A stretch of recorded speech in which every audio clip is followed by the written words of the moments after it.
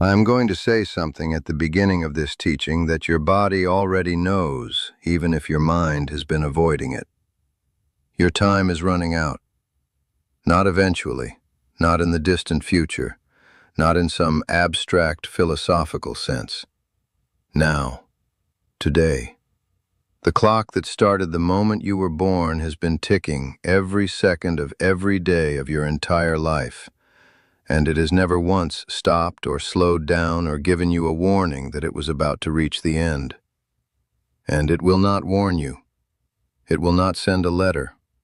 It will not give you a final month of perfect health so you can wrap things up. It will stop when it stops. And the only question that matters, the only question that your soul will ask when the ticking ends, is did you do what needed to be done? Not what you wanted to do, not what would have been nice to do, what needed to be done.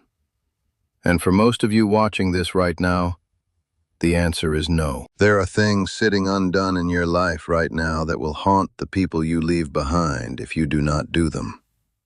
There are words unspoken, wounds unhealed, truths untold, gifts ungiven, relationships unrepaired. And every day you postpone them is a day you gamble with a clock you cannot see. Today I am going to tell you the 5 things you must do before your time runs out. Not 5 suggestions, not 5 nice ideas, 5 musts.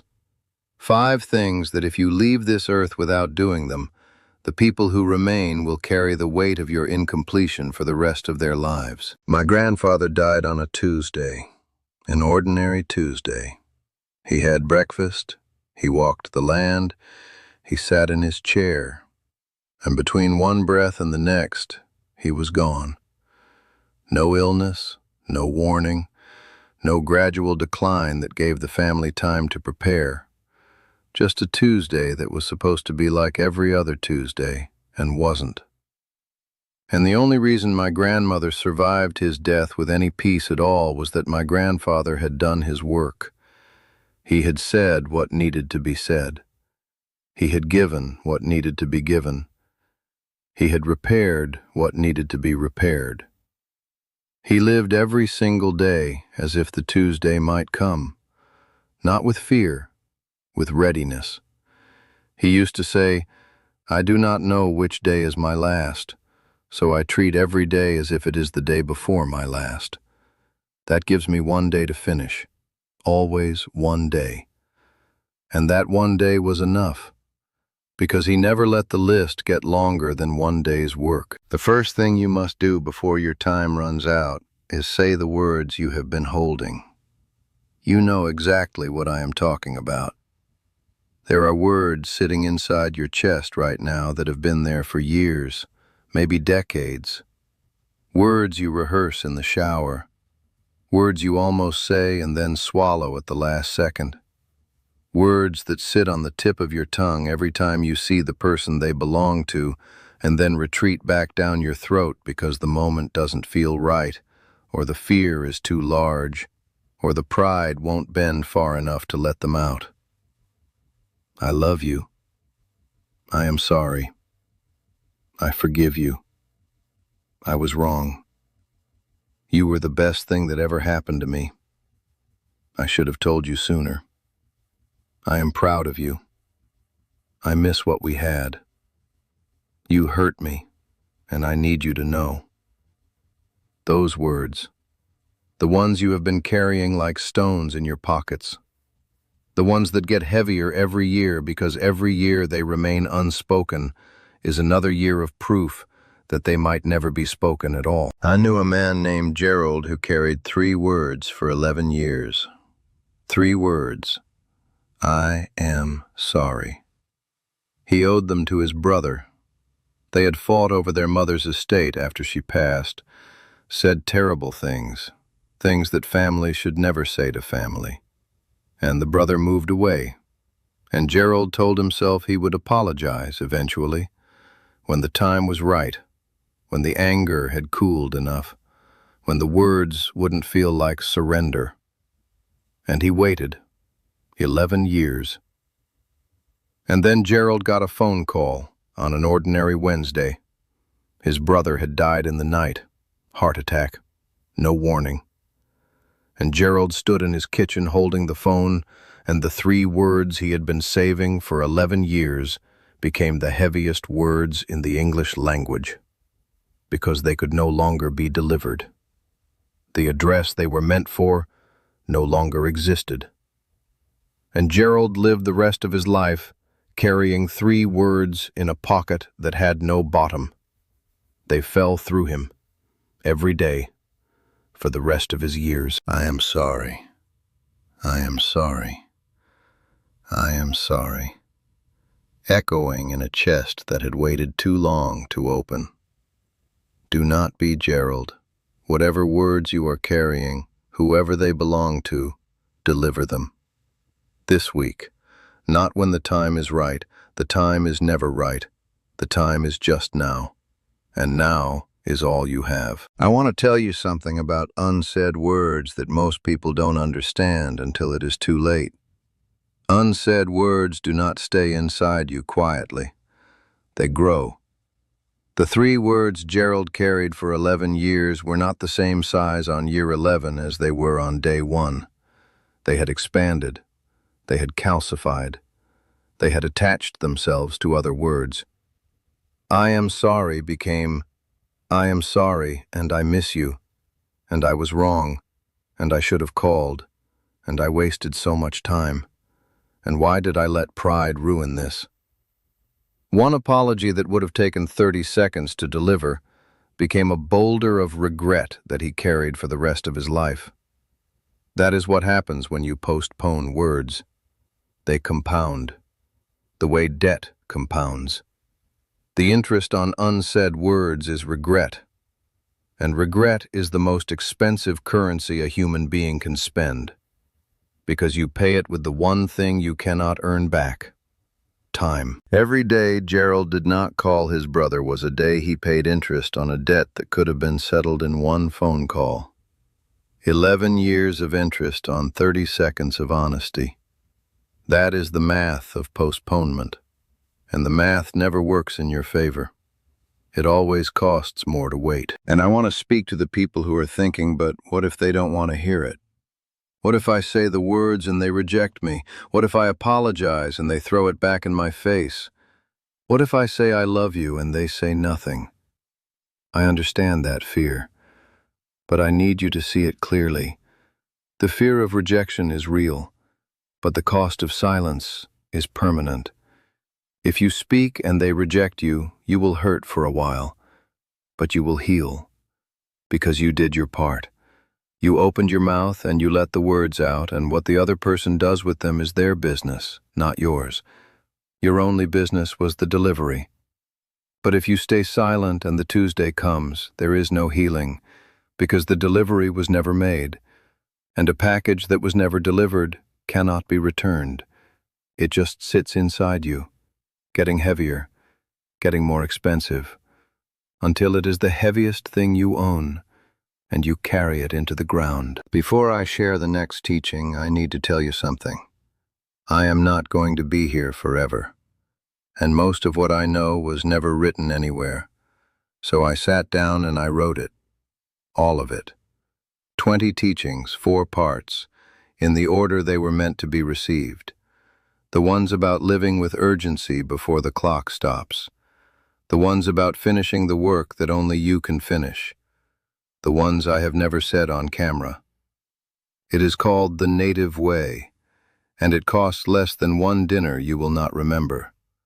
Scan the code on your screen or look in the comments. But do not leave yet, because the next 4 things are the ones that people tell me they did the same week they heard this teaching, and every one of them said the same thing. I wish I had done it years ago. The second thing you must do before your time runs out is forgive the one person you are still holding hostage inside your chest. There is someone. There is always someone. The person who wronged you so deeply that you decided at some point that forgiving them would mean what they did was acceptable. And so you held the grudge. You built a cage around their name inside your body, and you kept them locked in that cage for years, maybe decades. And you thought you were punishing them, but they are not in the cage. You are. They have been living their life, sleeping peacefully, moving on. And you have been lying awake, replaying the injury like a film that never stops running. The unforgiveness is not a weapon pointed at them. It is a fire burning inside you. And the only person being burned is the person holding the match. My grandmother told me that forgiveness is not a gift you give to the person who hurt you. It is a door you open for yourself. The person who hurt you doesn't need your forgiveness to live their life. They are already living it. You need your forgiveness to live yours. Because every ounce of energy you spend maintaining the grudge is an ounce that is not available for joy, for peace, for the people who actually deserve your attention. The grudge is an energy thief, and it has been stealing from you for years, and the clock is running. And every minute you spend feeding the fire of a wound that happened 10 or 20 or 30 years ago is a minute you will never get back. Let them go. Not for their sake, for yours. Open the cage, let the name out, and breathe in the space that is left behind. That space is yours. It has been occupied by anger for so long that you have forgotten it exists. But it does, and it is large, and it is waiting to be filled with something that doesn't burn. The third thing you must do before your time runs out is repair the one relationship that is still fixable. Not all relationships can be repaired. Some are too far gone. Some involve people who are too toxic or too unwilling or too dangerous to approach. But there is probably one, at least one, that is broken not because the love died, but because the pride on both sides built a wall that neither person was willing to climb first. A sibling you haven't spoken to in years over something neither of you can fully remember. A child who drifted, and you let them drift because calling felt like chasing and chasing felt like begging. An old friend who you lost not to betrayal but to laziness. The slow, lazy drift of two people who stopped making the effort. One of those relationships is still alive underneath the silence, dormant, not dead, waiting for one person to pick up the phone and say the simplest, hardest sentence in any language. I miss you. That is all it takes to start. Not a full apology, not a resolution of every issue, just, I miss you. 2 words that say, I am still here. Are you still there? And if they are still there, the rest can be figured out. Slowly, awkwardly, imperfectly, the way all real things are built. But if you wait too long, if the Tuesday comes before the phone call, the relationship doesn't get repaired. It gets buried. And a buried relationship is heavier than a broken one, because a broken one could have been fixed, and you will know that for the rest of your life. I knew 2 sisters, Margaret and Helen, who stopped speaking after a fight about their father's funeral arrangements. That was the reason. Funeral arrangements. Whether the flowers should be lilies or roses. That was the hill that 2 women who shared a womb decided to die on. Lilies or roses. And the silence lasted 9 years. 9 years over flowers that died a week after the funeral. And it would have lasted longer except Margaret got a diagnosis. And the diagnosis came with a timeline.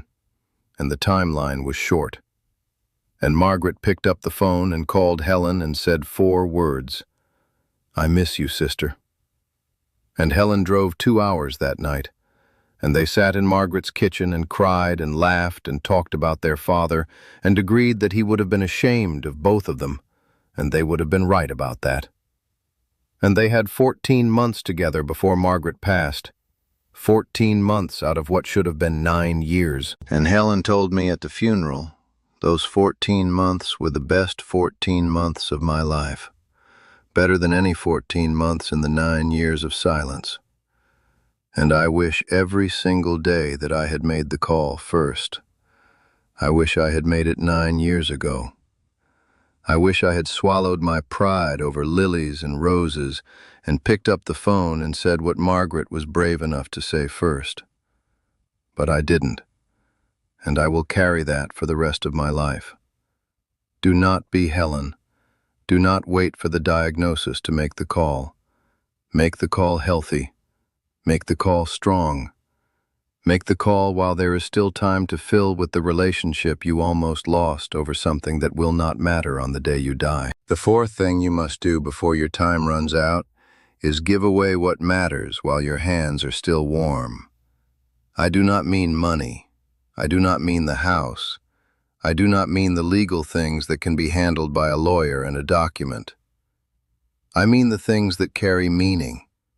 The ring that was your mother's, the tool that was your father's, the quilt that you made with your own hands, the book that changed your life, the photograph that nobody else knows the story behind, the letter you saved for 40 years. Give those things now, while you can see the face of the person receiving them, while you can tell them the story, while you can watch their eyes change when they understand what they are holding. Because if you wait, those things will be distributed by a document, divided by a process, handed out by an executor who does not know that the ring was worn on the day your mother said yes, who does not know that the tool was held by your father's hands on the morning he built your first bed. The meaning dies with you unless you deliver it in person, with your voice, with the story attached. The object without the story is just an object. The object with the story is a piece of your soul, and your soul deserves to be delivered by you, not by a lawyer. I knew a woman who waited too long for this. She had a necklace, simple silver chain with a small blue stone. It had been her mother's, and a grandmother's before that. 3 generations of women had worn it, and she always planned to give it to her granddaughter. Always planned. On her birthday, at Christmas, at graduation, someday. And then the woman died, suddenly, the way these things always happen. And the necklace was found in a drawer, in a box, with no note, no story, no explanation. And the family divided it among the grandchildren the way you divide things when nobody knows what matters. The granddaughter got the necklace by luck, not by intention, and she wears it sometimes, but she doesn't know the story.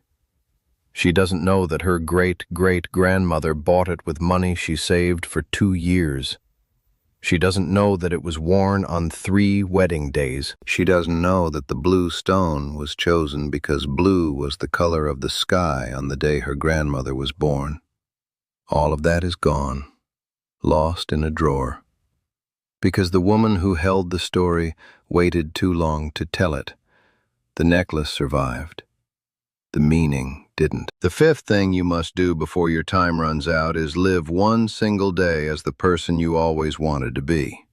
Not the person you were told to be, not the person the world shaped you into, not the careful, cautious, sensible version that followed the rules and met the expectations and died a little every year from the weight of its own obedience. The person you wanted to be. The one you sometimes catch a glimpse of in dreams. The one who would have taken the risk, said the bold thing, worn the bright color, danced without caring who watched, traveled alone, spoken up, walked away sooner, started over later. That person has been living inside you your entire life, locked behind a door labeled, "What would people think?" Open the door, just for one day. Let them out. See what it feels like to move through the world as the version of yourself that never needed anyone's approval. Just one day. That is all I am asking. Because one day is enough to prove to yourself that the person you wanted to be was always available, always possible, always right there. You just never gave them permission to breathe.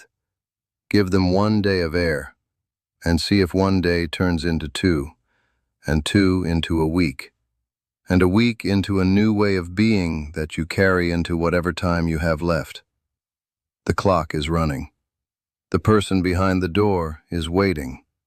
The only question is whether you are brave enough to let them out before the ticking stops. I want to tell you about a woman named Ruth who did this at 73. Ruth had wanted to paint her entire life, since she was a girl. She had sketchbooks hidden in drawers that nobody knew about. She would stand in front of paintings at museums and feel something vibrating inside her chest that she never felt anywhere else.